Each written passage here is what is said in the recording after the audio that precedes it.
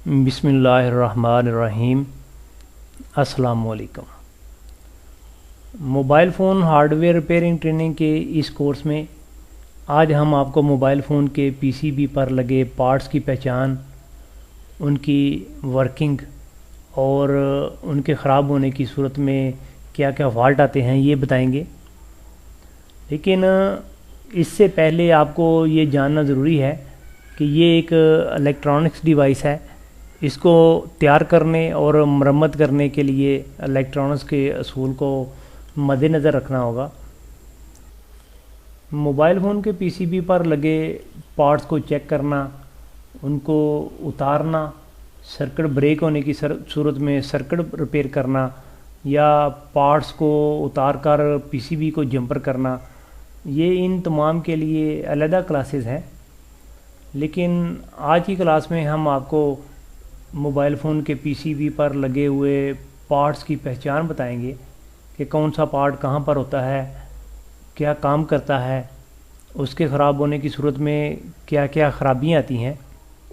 Mobile phone के PCB पर लगे ज़्यादातर पार्ट्स, ज़्यादातर आईसीज़ मार्केट में दस्तयाब नहीं हैं, लेकिन कुछ पार्ट्स या आईसीज़ वगैरह मार्केट में अवेलेबल हैं। इसलिए आपको पार्ट्स चेक करना और पार्ट्स को तब्दील करना आना चाहिए।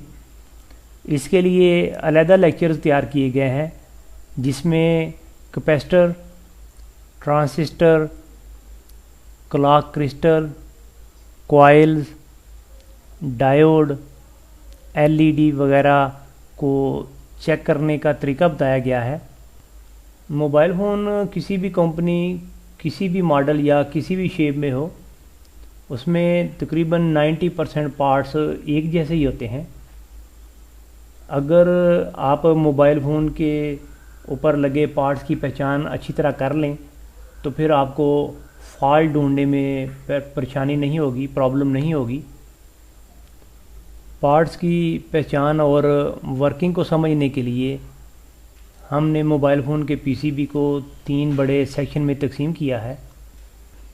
पीसीबी पर लगे पार्ट्स की पहचान और उनकी वर्किंग को समझाने के लिए 10 लेक्चर तैयार किए गए हैं। इन लेक्चर्स को समझने के बाद आपके लिए मोबाइल फ़ोन को चेक करना और समझना बहुत आसान हो जाएगा। सबसे पहले हम इस सेक्शन को चेक करेंगे। इस सेक्शन में मेन 2 पार्ट्स लगे होते हैं और इस सेक्शन का नाम ट्रांसमिटिंग सेक्शन है। इस सेक्शन का काम सिग्नल को ट्रांसमिट करना और एम्पलीफाई करना है, यानी कि सिग्नल को बढ़ाना है। इस सेक्शन का राब्ता डायरेक्ट एंटीना पैड से होता है और इसके साथ वाले सेक्शन में भी 3 अहम पार्ट्स लगे होते हैं और इसे सिग्नल सेक्शन कहते हैं। इस सेक्शन में ख़राबी आने की सूरत में मोबाइल फ़ोन के सिग्नल में फ़ॉल्ट आता है। मसलन नो नेटवर्क लिखा आना, नो सिग्नल या एमरजेंसी कॉल ओनली लिखा आना, इसी सेक्शन का फ़ॉल्ट है। और ये 3rd सेक्शन मोबाइल फ़ोन में सबसे बड़ा सेक्शन है। इसमें आईसीज़ की बहुत ज़्यादा तादाद होती है। मोबाइल फ़ोन में ये दिल और दिमाग की हैसियत रखता है और इस सेक्शन को सीपीयू सेक्शन कहते हैं। इस सेक्शन में ख़राबी आने की सूरत में मोबाइल फ़ोन डेड हो सकता है, हैंग हो सकता है, रीस्टार्ट हो सकता है। और इसी तरह अगर मोबाइल फ़ोन चार्जिंग ना करे, डिस्प्ले का फ़ॉल्ट आए, कीपैड में प्रॉब्लम हो या मोबाइल फ़ोन में नया सॉफ्टवेयर इंस्टॉल ना हो, तो ये इसी सेक्शन का फ़ॉल्ट है। इन 3 सेक्शन की पहचान के बाद अब हम आपको पार्ट्स बाय पार्ट्स इंफॉर्मेशन देते हैं। सबसे पहले हम ट्रांसमिटिंग सेक्शन में आते हैं। ट्रांसमिटिंग सेक्शन में हमें 2 मेन पार्ट नज़र आ रहे हैं। इस ब्लैक पार्ट को पावर एम्पलीफायर कहते हैं और ये ट्रांसमिटिंग सेक्शन में होता है। इसके शॉर्ट होने से मोबाइल फ़ोन मुकम्मल डेड हो सकता है। ये याद रहे कि मोबाइल फ़ोन या किसी भी इलेक्ट्रॉनिक्स डिवाइस में अगर कोई पार्ट शॉर्ट हो जाता है तो वो डिवाइस या मोबाइल फ़ोन मुकम्मल डेड हो जाता है, मुकम्मल काम करना छोड़ देता है। अगर मोबाइल फ़ोन में सिग्नल ना आए, सिग्नल्स आकर चले जाएं, सिग्नल्स कमज़ोर आएँ, सिग्नल्स मुकम्मल होने के बावजूद सेट कॉल ना मिलाए, कॉल के दौरान कॉल ड्रॉप हो जाए या कॉल के दौरान मोबाइल फ़ोन बंद हो जाए, तो ये ट्रांसमिटिंग सेक्शन या पीए का फॉल्ट है। इस सूरत में पीए को मामूली सी पेस्ट लगाकर हॉट एयर गन की मदद से रिपेयर करें, और अगर ये अवेलेबल है तो उसे तब्दील करें। अब इस सेक्शन में लगे दूसरे पार्ट की तरफ आते हैं। इस पार्ट का नाम एंटीना स्विच है। स्विच का मतलब होता है ऑन ऑफ करना, और ये पार्ट फ्रीक्वेंसी को स्विच करता है, यानी कि मोबाइल फ़ोन हमारा 4 फ्रीक्वेंसीज़ पर काम करता है। तो अगर हम इसमें 900 MHz की सिम डालते हैं या 1800 MHz की सिम डालते हैं, ये उसी हिसाब से सिस्टम को सेट कर देता है, बाकी की फ्रीक्वेंसीज ऑफ करता है, और जो सिम हमने इस्तेमाल की है इस वक्त, जो मोबाइल फ़ोन में हमने सिम डाली है, वो ही स्विच कर देता है, उसको ऑन कर देता है। एंटीना स्विच अगर ख़राब हो जाए तो सिग्नल्स नहीं आते। आप इसके ख़राब होने की सूरत में इसे उतार दें और पीसीबी को ख़ास तरीके से, यानी कि डायग्राम की मदद से जंपर करके काम चला सकते हैं। लेकिन याद रहे कि एक टाइम पर सिर्फ एक फ्रीक्वेंसी को ही आप जंपर कर सकेंगे। अब हम नेक्स्ट पार्ट की तरफ आते हैं। ब्लैक कलर के ये 2 पार्ट्स कैपेसिटर्स कहलाते हैं। इनका नेगेटिव और पॉजिटिव होता है, इन्हें आप उल्टा नहीं लगा सकते। कैपेसिटर का काम स्टोर करना और फिल्टर करना है। यहाँ पर ब्लैक कलर के कैपेसिटर इस्तेमाल किए गए हैं। अक्सर मोबाइल फ़ोन में येलो या ऑरेंज कलर के कैपेसिटर इस्तेमाल किए गए होते हैं।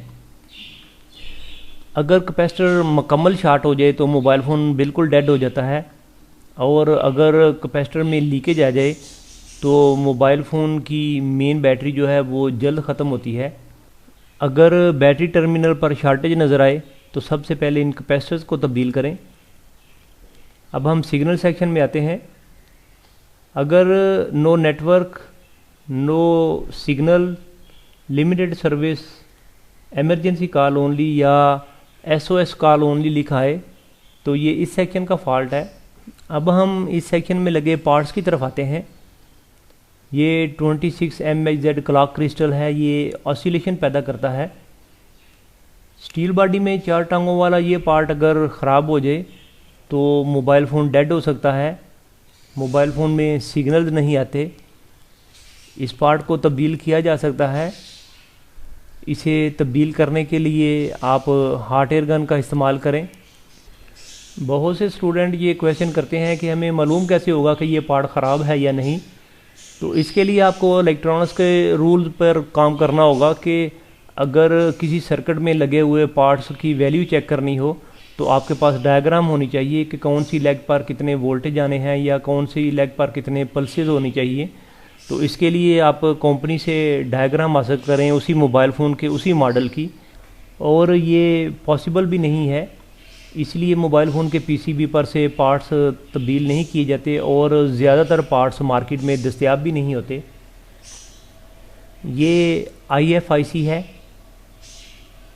IF का मतलब होता है इंटरमीडिएट फ्रीक्वेंसी। नोकिया के मोबाइल फ़ोन में इस IC को हैगर IC भी कहते हैं, और इसका तीसरा नाम RF सिग्नल प्रोसेसर है, यानी कि रेडियो फ्रीक्वेंसी सिग्नल प्रोसेसर। अगर ये IC ड्राई सोल्ड हो जाए या ख़राब हो जाए तो मोबाइल फ़ोन डेड हो सकता है या मोबाइल फ़ोन में सिग्नल्स नहीं आते। ये सिग्नल्स फ़िल्टर्स हैं, अगर इनमें ख़राबी आ जाए तो मोबाइल फ़ोन में सिग्नल्स नहीं आते। ये मार्केट में अवेलेबल तो नहीं होते, लेकिन अगर ये ख़राब हो जाएं तो आप इनको उतार कर पीसीबी को ख़ास तरीके से जंपर करके काम चला सकते हैं, और इसके लिए आपके पास उसी मॉडल की डायग्राम होना ज़रूरी है। जैसा कि इस डायग्राम में आप देख सकते हैं, एक ख़ास मोबाइल फ़ोन मॉडल के सिग्नल फ़िल्टर को जंपर करने का तरीका बताया गया है। अगर इस मॉडल में फ़िल्टर ख़राब हो जाते हैं तो आप इन पॉइंट को जंपर करके काम चला सकते हैं। इन पॉइंट्स को एंटीना इंटरफेस या एंटीना पैड कहते हैं। मोबाइल फ़ोन का एंटीना इस इंटरफेस पर टच होता है।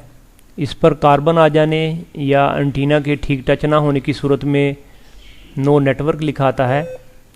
और ये फ़ॉल्ट ज़्यादातर उस वक्त आता है जब आप मोबाइल फ़ोन की बॉडी वगैरह तब्दील करते हैं कि एंटीना उसके बाद इन पॉइंट पर ठीक टच नहीं हो पाता। ये मोबाइल फ़ोन का पावर बटन है, मोबाइल फ़ोन को ऑन और ऑफ़ करने के लिए इस्तेमाल होता है। आमतौर पर मोबाइल फ़ोन में 2, 3 या 4 लेग वाले पावर बटन इस्तेमाल किए गए हैं। इसी तरह ये 4 लेग वाला पावर बटन आप देख रहे हैं। पावर बटन को चेक करने और इसे उतारने और लगाने के लिए अलहदा 2 लेक्चर तैयार किए गए हैं, आप उनको मुलाहजा करें।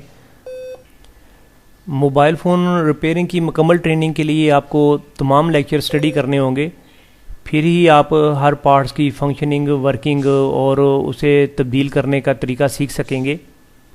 अब हम नेक्स्ट पार्ट की तरफ आते हैं।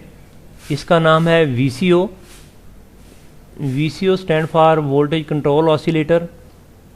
ये पार्ट सिग्नल सेक्शन के अंदर या उसके करीब तरीन होता है।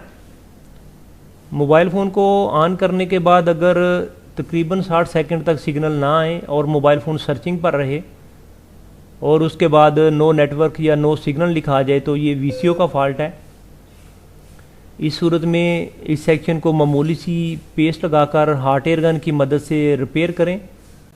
अगर इस पार्ट के ड्राई सोल्ड होने की वजह से ये फॉल्ट आ रहा था तो हॉट एयर गन की मदद से हीट देने से ये ठीक हो जाएगा।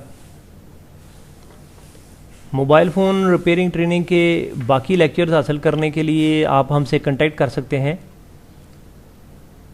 जिसके लिए नंबर्स, ईमेल एड्रेस और वेब एड्रेस आपकी स्क्रीन पर आ रहे हैं। याद रहे कि तमाम लेक्चर इंटरनेट पर अवेलेबल नहीं है। इस कोर्स में इस वक्त तकरीबन 65 के करीब लेक्चर हैं और हम मज़ीद लेक्चर एडिट कर रहे हैं। नेक्स्ट क्लास तक आपसे इजाज़त चाहता हूँ। अल्लाह हाफिज़।